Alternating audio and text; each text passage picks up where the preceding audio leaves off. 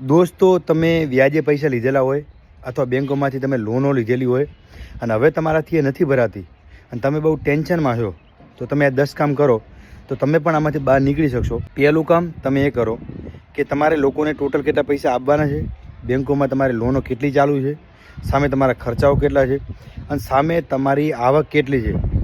એ દરેક વસ્તુ તમે કાગળ ઉપર લખો અને એની એક એક્સેલ શીટ બનાવો, તો જેથી બધું ક્લિયર દેખાશે તમને અને સ્ટ્રેસ બહુ ઓછું થશે. બીજું કામ તમે એ કરો કે ભાઈ જે તમારા નાની મૂડી લોકોને આપવાના છે, જેનું વ્યાજદર બહુ વધારે છે, તો એ નાની મૂડી પહેલાં તમે ભરવાનો ટ્રાય કરો. ત્રીજું કામ તમે એ કરો કે ઘણા બધા લોકો અત્યારે શું કરે કે એક જગ્યાએ વ્યાજે પૈસા આપવાના હોય તો લોકો શું કરે, બીજી જગ્યાએથી વ્યાજે પૈસા લાવી અને પહેલી જગ્યાએ ભરી દે અને ત્રીજી જગ્યાએથી વ્યાજે પૈસા લાવી અને બીજી જગ્યાએ ભરી નાખે. આ રીતે ક્યારે ના કરશો. જો આ રીતે તમે કરશો ને તો ક્યારે આમાંથી બહાર નીકળી નહીં શકો ભાઈ. એટલે આ રીતે ક્યારે નહીં કરવાનું તમારે. એના સિવાય તમે બહુ ટેન્શનમાં પડતા હોય ને તો એ કામ પણ કરી શકો કે ભાઈ ફેમિલીને તમે સમય આપો.